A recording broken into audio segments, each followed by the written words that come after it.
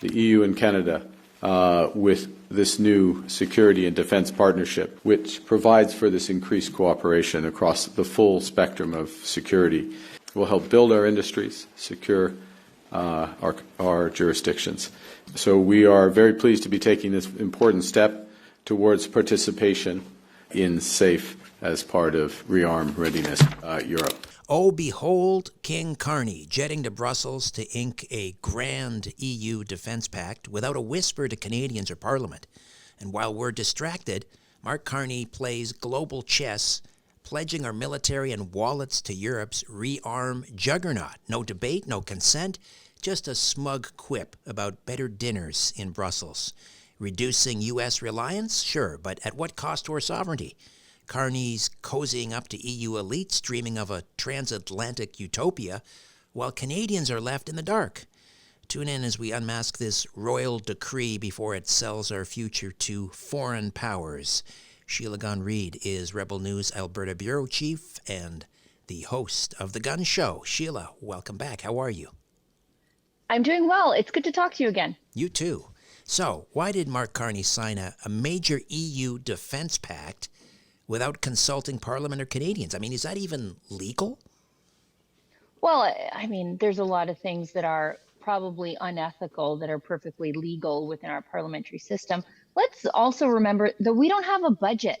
So we're committing to a big pile of spending here, but we don't know how that is going to affect the country's bottom line. Mark Carney went over there after first proclaiming and then campaigning on the fact that our strategic military and trade alliance with the Americans is all but over. He made that a campaign ad, quite literally, on that. Then he gets elected. Then you couldn't see a more deferential man to Trump than we've seen of Mark Carney. So I guess everybody who fell for that story should feel duped. I doubt they will, though. Mm-hmm. And now he's over in the EU saying that Canada is the most European place that isn't in Europe, and we're culturally aligned, and why wouldn't we be militarily aligned, and then commits to a big pile of spending. And he even said, you know, we're committing to a new world order, whatever that means. These people aren't even trying to hide it anymore. How practical is a defense pact with a continent that is hours and hours away by plane? Right. I mean. Right. That's exactly it. I mean, it makes sense to have a strategic military alliance with the Americans, that we buy all of our defense materials from them. They are our defense contractor. They rely on us for early warning systems in the high Arctic if missiles are headed at the United States. And in turn, they are to help us if we were ever at risk or invaded, or if an attack were ever launched at us. I think if there were an attack ever launched at us, it would come from within. But yeah, they're right next door. We share the world's longest undefended border, the greatest trade partnership in the history of human civilization. And instead of working night and day around the clock to fix that, Carney's over there showing off to his old friends at the EU, because we have to remember, he carries a British passport, he carries an Irish passport, and he has always said, speaking as a European in front of European audiences, Mark Carney's a guy who will say something completely different depending on the audience that he's in front of. So when he's talking to the Europeans, he's European. When he's talking to Canadians, he has this weird jingoistic patriotism. And when he's talking to the Americans, he can be more of a suck-up to them. He's the most insincere man I think I've ever seen in politics, and politics is not known for its sincerity. Meanwhile, he's committing Canada to joining the EU's $150 billion rearm Europe program. What are the risks there as you see them? What is it, our problem? Like, there are a lot of European countries who could be rearming European countries. What on earth does it have to do with us? We're not there. Why do we have to get involved in any of this, except insofar as we have to show off about, you know, we've got a new boss, and he's very cosmopolitan and very friendly with the Europeans. And that's fine. Mark Carney can do that at his parties with his fancy friends. He doesn't have to do it with our money at these big global events. Could this agreement potentially pull Canada into European conflicts that are unrelated to our interests? Well, that is a real concern, isn't it? That we might end up not with Canadian troops training in Latvia with no equipment, with Canadian troops fighting on the ground in Ukraine with no equipment because we sent our equipment to the Ukrainians. So, I mean, there's a real risk in that. What are our obligations for this rearm Europe program? What does it mean for us? We don't really know. He hasn't really explained that. So again, the lack of consultation with the public here. I mean, we were not informed about this annual security and defense dialogue with the EU. Where does he get off just going over there and making these pronouncements? He's never, again, not a whisper to the Canadian public about this, not even discussing it in Parliament. He just seems to think, as I mentioned in my introduction, that he's like a king. Everyone's complaining about, King Trump. What about King Carney? Well, that's the thing, but this is how the Liberals govern. This is how Mark Carney governs. As I said, he doesn't have a budget. There's no line item for this spending. When he was at the G7, he just pulled $2 billion out of our pockets. I was going to say his pockets, but our pockets to give to Zelensky when Zelensky came a knocking. He also gave him $2 billion in seized Russian assets to Zelensky.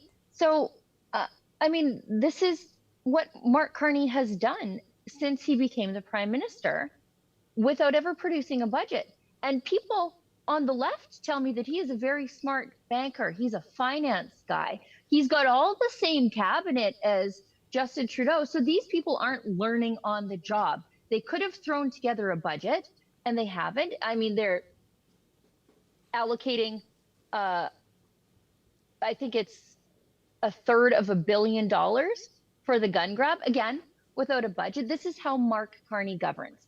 He doesn't feel like he needs to explain what he's doing to the Canadian public.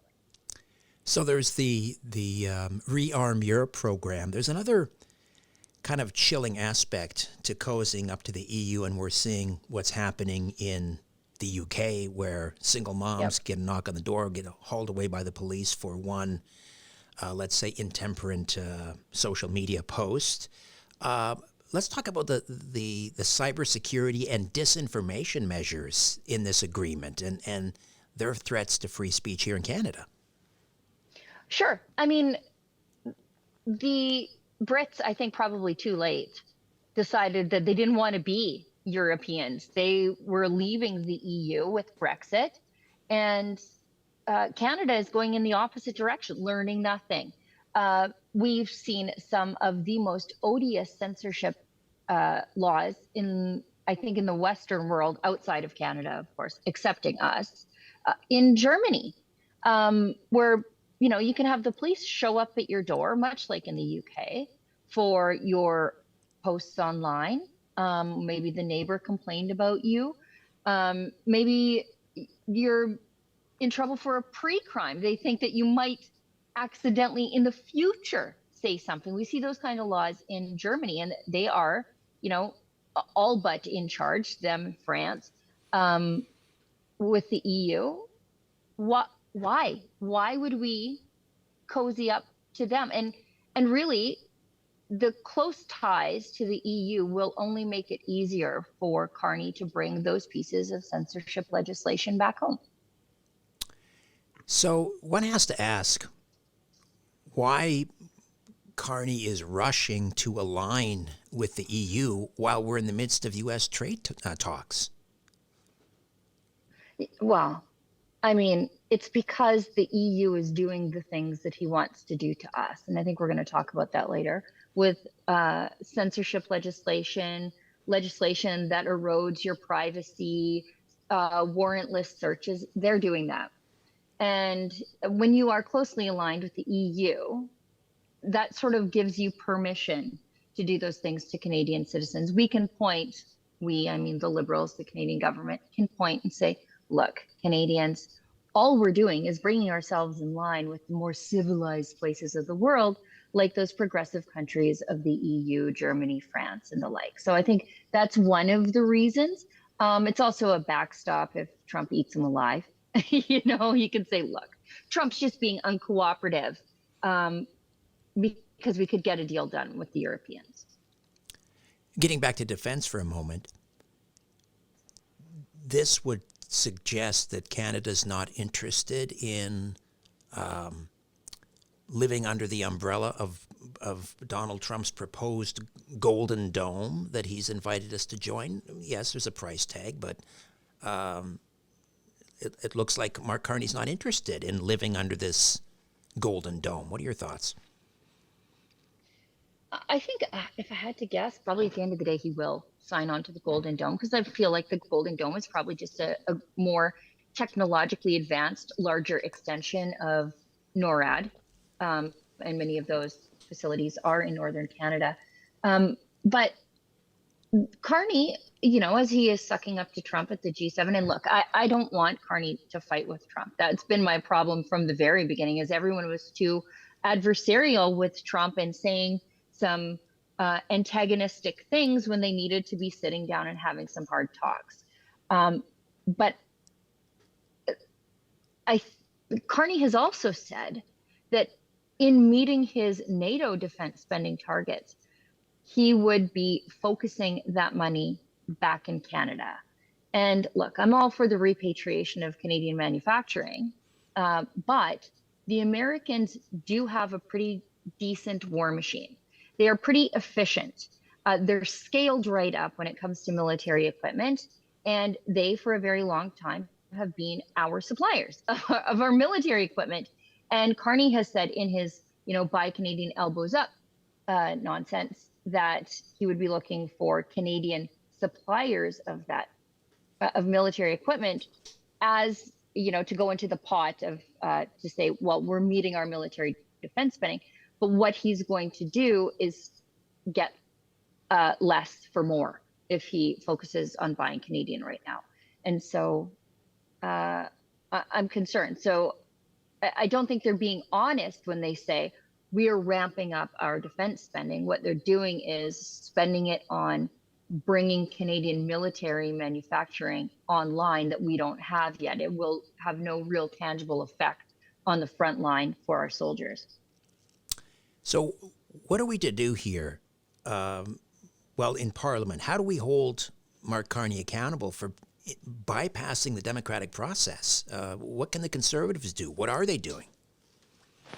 Well, that's the thing. I don't know what more Canadians can do. I mean, I'm going to do my part as an independent journalist to file access to information, shine a light on the things they're doing behind closed doors. I mean, the Conservatives will be working very hard to hold these guys to account in committee where a lot of this stuff comes out. But at the end of the day, we just had an election, and the eastern part of this country rewarded 10 years of liberal corruption and abuse financially and socially with another 4 more years of Mark Carney. So ask Westerners why they want to leave. I mean, what are we to do at this point? Because I think a lot of Canadians are very hopeful, and it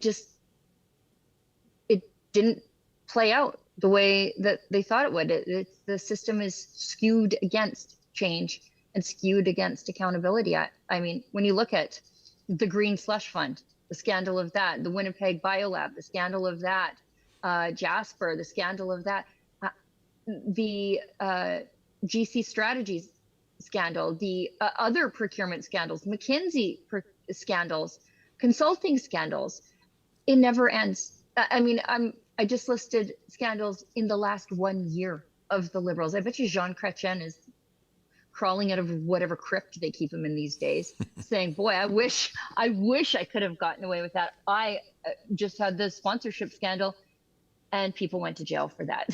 So I mean, it's just a different level of corruption that this iteration of the Liberals are able to get away with. And Mark Carney is like the Wizard of Oz, right? He's the man behind the curtain of the Liberals, and now he's out front. So, again, I say ask Westerners why they want to be done with this. So this Canada-EU Defence Pact, security pact, if you will, does that not constitute a treaty? Does that not require some kind of ratification in Parliament? Frankly, I don't even know. There are so many things that should happen in Parliament that don't happen anymore. This ramming through of mega bills last minute. I know the Conservatives backed C5, but I've got some pretty serious concerns about why they probably shouldn't have. They're just going around Parliament every step of the way. Look at how Parliament was prorogued. They prorogued Parliament to avoid having to turn over records on the Green Slush Fund, which should have went to the RCMP, which should have resulted in huge criminal charges to people involved. Imagine being a regular criminal out there and just saying, yeah, I'm not going to turn over evidence. It's fine.